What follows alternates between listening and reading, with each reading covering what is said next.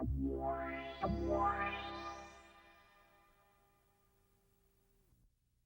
legal pad with a number 2 pencil, an old Remington manual, the Selectric, the PC. It doesn't make any difference how you write. It always starts with you and a blank sheet of paper. But for some 300 Alabamians interested in writing, the loneliness of this craft is alleviated 2 days a year when they meet at Writing Today, the Birmingham-Southern College Writers Conference.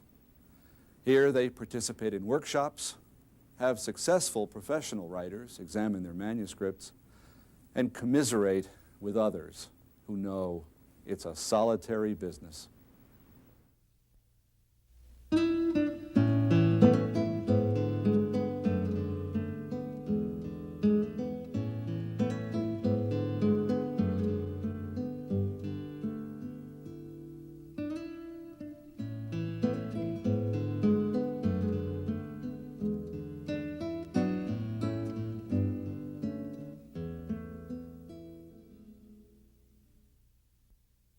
Only 1 week after the taping of our interview, Richard Wilbur, Poet Laureate of the United States, won his 2nd Pulitzer Prize. Hi, I'm Don Noble. Richard Wilbur brought to Writing Today a lifetime of experience as a man of letters. Educated at Amherst and Harvard, it has been 42 years since his first volume of poetry. In that time, Wilbur has distinguished himself as a gifted educator, translator, editor, and critic, an acknowledged craftsman and a civilized thinker. He has resisted poetic faddishness and has enjoyed enormous success while remaining essentially a traditionalist. His poetic roots go back through Molière all the way to Virgil. Well, you have something of a reputation as a formalist, a poet who still adheres to the rules of sometimes even rhyme, not to mention rhythm and other formal types of poetry. What is the advantage to the poet in remaining something of a formalist? Well, the advantages are all instrumental in nature. Every now and then you'll hear some crazy person talk as if there was something essentially sound and good about meter and rhyme. Meter and rhyme may, I suppose, make some people feel comfortable and at home, but that's not the business of poetry. And there's nothing sound or good about meter and rhyme in themselves. They mean nothing in themselves. But they're good instruments, I think, they're good instruments for being precise, for being exact, for putting the emphasis in the right places.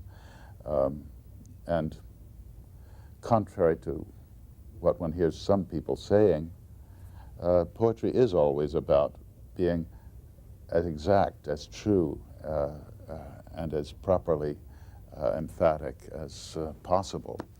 With the help of rhymes, you can tell people what the important words are. Choose something for us that's from the new poems? That is among the new and perhaps something a little different from the poem we might expect. Well, yes, I'll read you the first poem from this new section. It's a poem quite simply about a dream I had and how I felt when I woke up, and it's called The Ride. The horse beneath me seemed to know what course to steer through the horror of snow I dreamed, and so I had no fear. Nor was I chilled to death by the wind's white shudders, thanks to the veils of his patient breath and the mist of sweat from his flanks. It seemed that all night through, within my hand no rain, and nothing in my view but the pillar of his mane.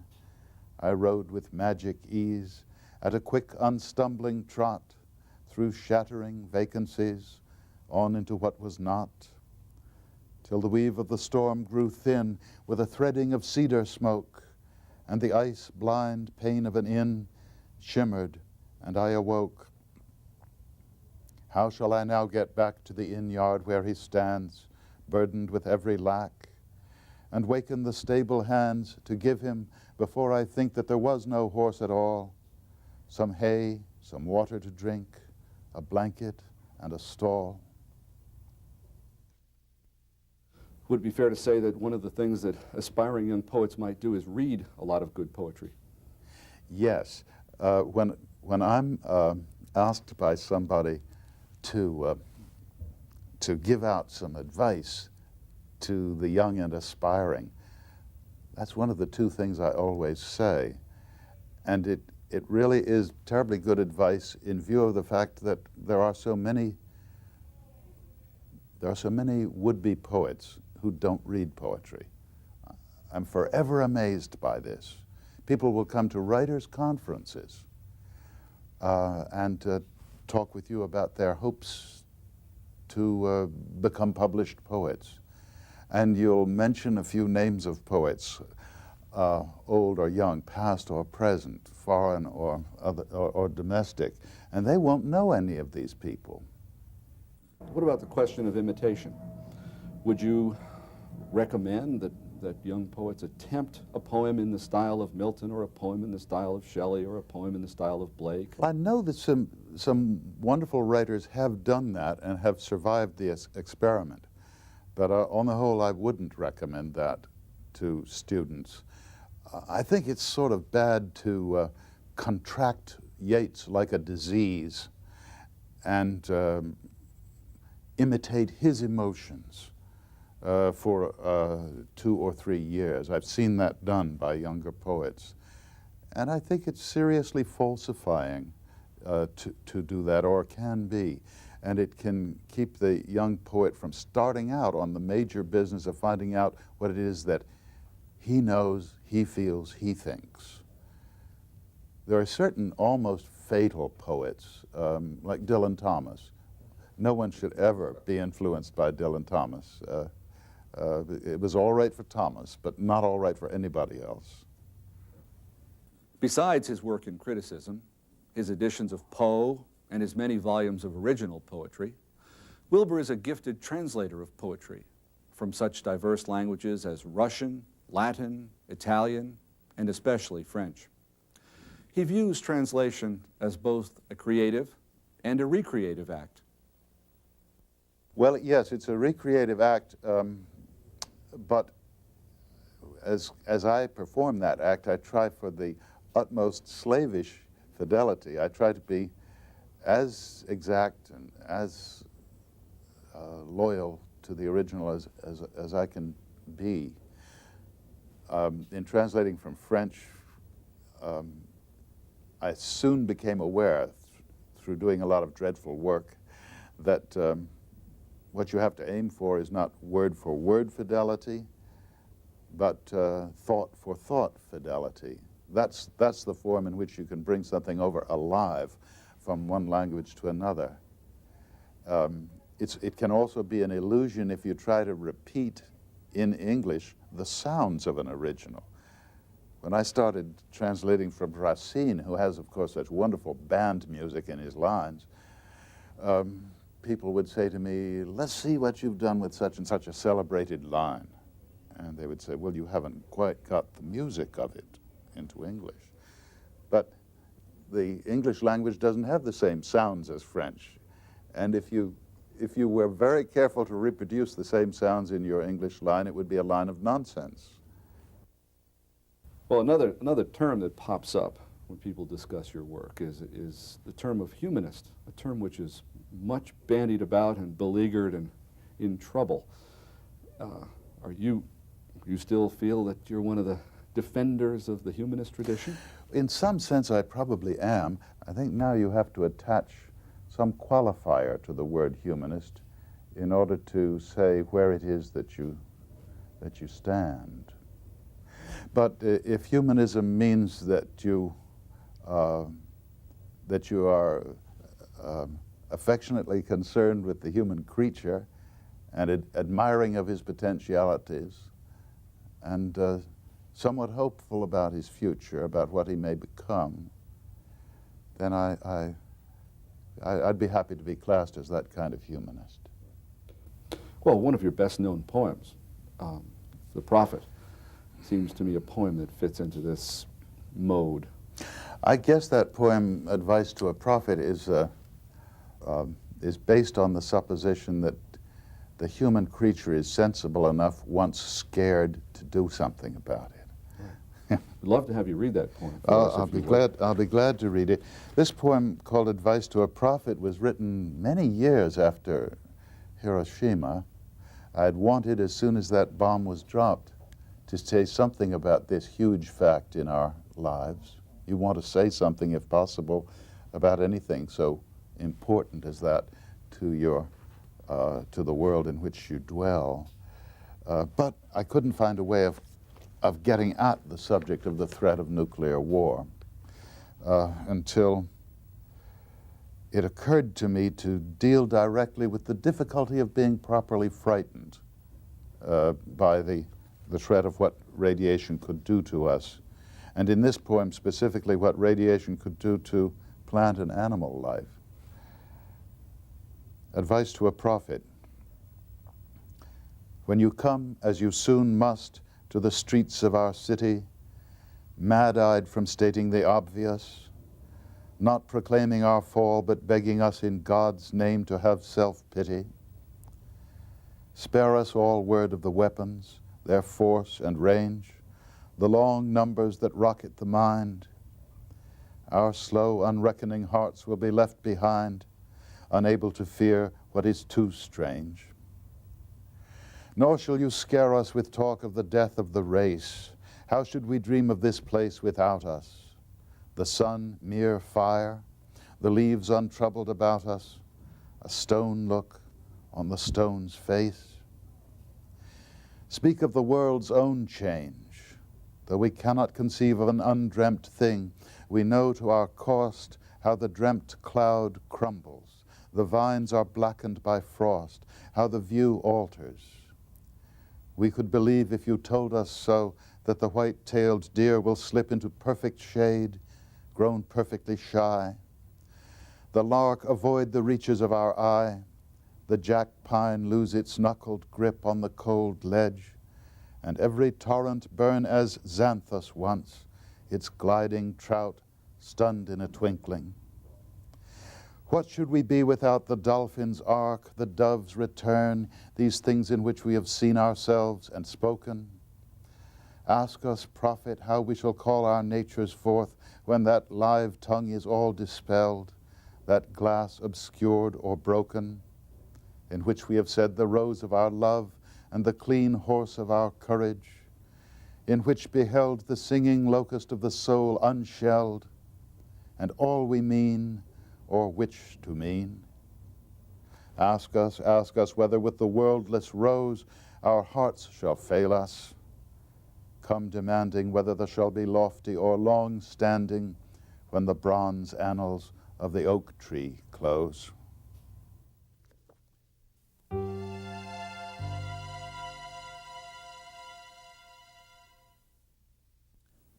Fannie Flagg's television career has taken her from the morning show in Birmingham to performances on Candid Camera, The Dick Van Dyke Show, The Jackie Gleason Show, and in the film 5 Easy Pieces. Throughout her career on camera, however, she was steadily writing television scripts in Hollywood. But it wasn't until she won a short story contest that she decided to turn her hand to the novel and her attention to the South. So basically, I, with all good intentions, had intended to be a writer, had always wanted to be a writer. And so I wrote comedy material and things like that. But I went to the Santa Barbara Writers Conference in where I live in Santa Barbara. And they had a contest for fiction. And I wrote a little, and the theme was childhood. And I wrote a little piece. And I was so inhibited because I have dyslexia, and I don't spell very well. And I don't type it very well. So what I did is I wrote this particular piece as a 12-year-old little girl in my handwriting, and I thought, they will think I'm doing this on purpose. I will fool them into thinking, you know, that I'm being very clever and misspelling these words. And so anyhow, long story short, it won first prize. the piece was sent to New York to Morrow and Company, and they asked me to come to New York and speak to them. And I assumed that I was going to get maybe a contract for a book of short stories. And this was not to be the case. My editor said, no, he said, we want you to do a novel. And I said, oh, well, how long is a novel? He said, well, it's 400 pages. Oh, I don't know if I can, but I'll try. So they gave me a contract. And when you have a contract and a deadline, it gives you incentive. So I finished that one, and I was very thrilled about it. You must be working on a third one. Yes. Can you talk about it? We'll go back and talk about the second one some, but I'm curious well, now. I'm really just starting the third one, and I hate to say what it's about, you know, because what you think it's going to be about is usually not what it turns out to be. So I'll say this, I'm hoping that it will be about politics, hopefully humorous. Will it be about Southern politics? Oh gosh, I guess so. Will it take place in Alabama well, at all? Gosh, I guess it will. Fried Green Tomatoes at the Whistle Stop Cafe, Fannie Flagg's second novel, is set in Irondale, Alabama, during the Depression.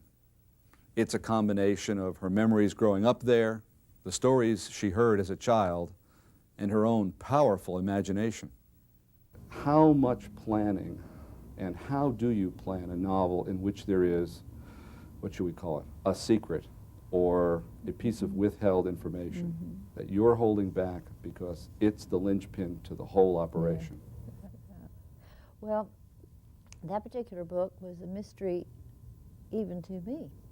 I knew that I wanted, there is murder in the book, in case people don't know, and I wanted to keep it a secret, and the problem was that I didn't know who did it. So what I did is that every character, I set up a motive that they would have had a motive to do it, you know? Absolutely. So it didn't occur to me or come to me who actually did it until I personally was almost at the end of the book, and when I found out who really did it, I was amazed and delighted. But I really didn't have a clue on that one. I really didn't. Well, it's a wonderful situation. Thank you. have a man who really needs killing. Yeah. And then several people who are perfectly willing and able to do it. Sure. How did you decide, or how was it discovered to you who done it? It dawned on me that this would probably be the person that anybody reading it wouldn't suspect. She was, we can't say too much because we'll give it away. See, I've already said it was a woman, but anyhow. And I thought and I liked the way the murder took place. That appealed to me. I always thought that was wonderful to hit somebody in the head with a frying pan. I always thought that was a swell way to go. Well, it's been in 100 cartoons, but people don't actually die from it. I know. Well, that's the wonderful thing about being a writer, so you can kill people off any way you want. But I didn't know on that one. I didn't know. That was like a puzzle to me. Yeah. You've not been a student of writing in an official way, have you? Well, I think when you say that, I've been a student of writing in terms of I read a lot, and I think that is the only way to be a student of writing. I'm not convinced that you can teach someone to write. You may teach someone rules or whatever, but I think you either have the talent or you don't.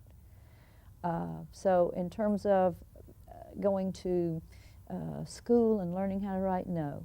I'm not even sure how I feel about that. I feel that sometimes if you analyze what you're doing too closely, it ruins it. When I was an actress, I remember sitting around with actors and actresses discussing, and they, by the time they finished discussing, nothing was left of the performance. Although she lives in California, Flagg returns often to Alabama to visit family and re-immerse herself in Southern culture, especially the Southern speech that she loves. This is a question which people ask me, they say, well, you know, you've lived out of Alabama for a long, long time, and you've lived out of the South for a long, long time. Why do you continue to write about the South and Southerners, you know? And I can only say this in Alabama. I live in California, and the people there are very homogenized. Their speech is not interesting to me, and they are not interesting characters. So whenever I need some wonderful characters, I always come home. I come home to Alabama quite a bit. In Fried Green Tomatoes, there's a wonderful and mysterious relationship between a woman named Ruth and a woman named Iggy. Iggy. What is that relationship? I don't know. A lot of people ask me that, and the truth of it is, I don't know. I wish I did, you know. I don't know. I don't know. It's what you want it to be, I suspect, or it's how a person reads into it. Well, I think the readers of the book are going to have to do the same thing with that relationship as the other characters in the book do with that relationship. Yes. They're just going to have to come to terms with it. Well, it's funny because they're doing the movie of the book, and I have to laugh because the producer keeps saying, well, you know, he wants to analyze every character and everything. And so I'm always kidding with him. I said, you know, when people, not only him, but when people take a book and they overanalyze every character and try, I said, you know, it's like a raccoon washing a cracker. You can just scrub it and scrub it and scrub it, and pretty soon the cracker disappears and you have nothing, see? So I don't analyze my people so very much. I just let them live their lives, you know.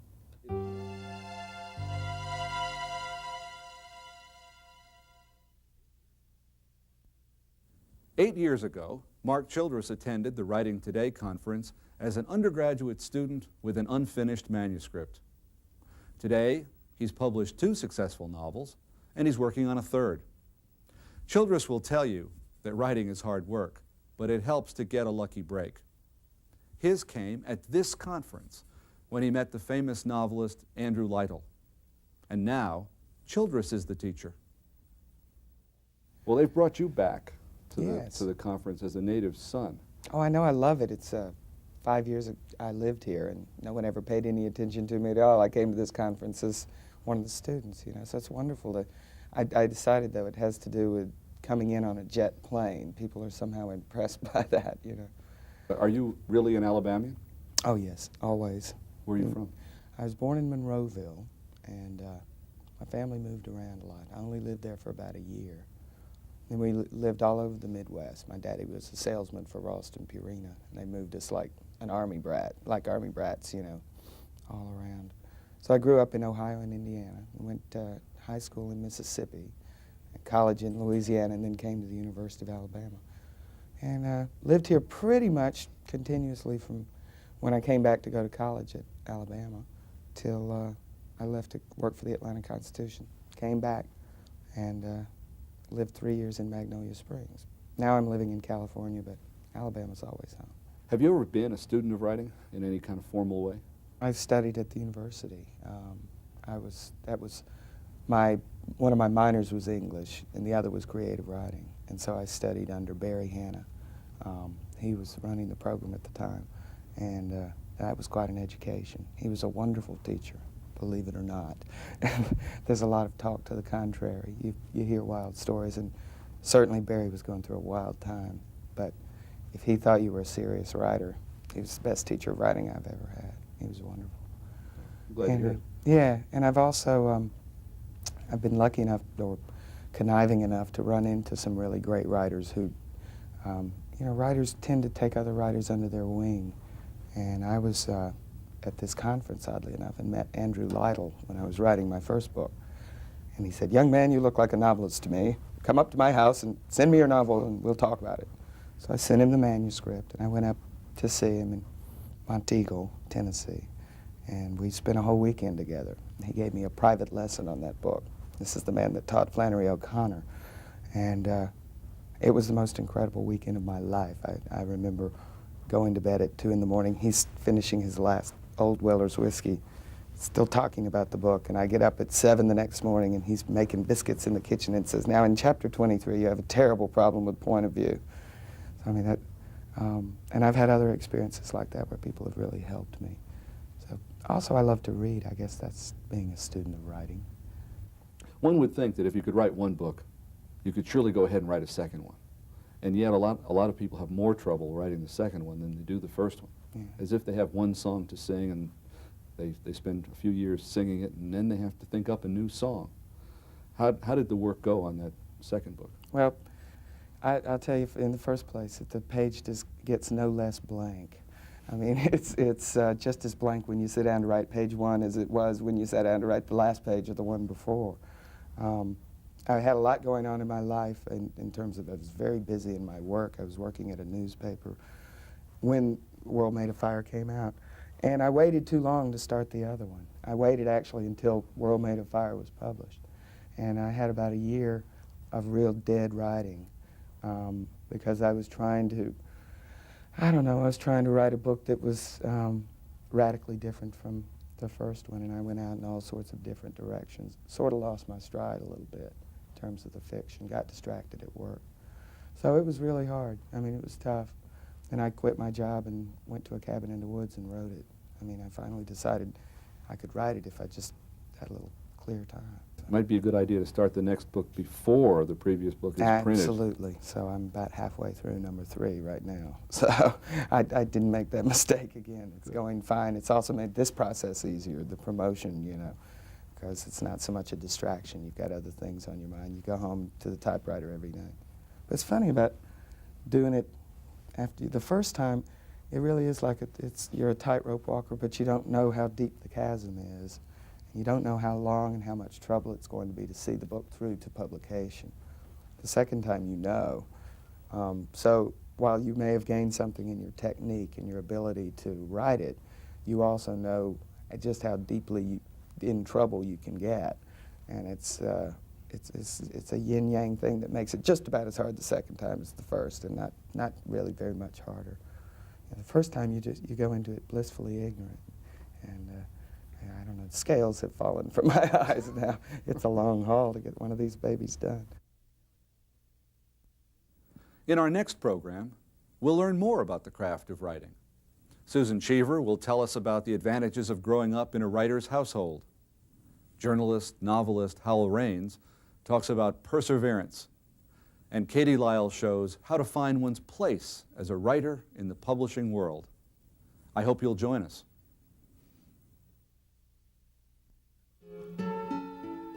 If you have a comment or a question about this program, please write to A Solitary Business, P.O. Box 870150, Tuscaloosa, Alabama 35487, or you may call 1-800-239-5233.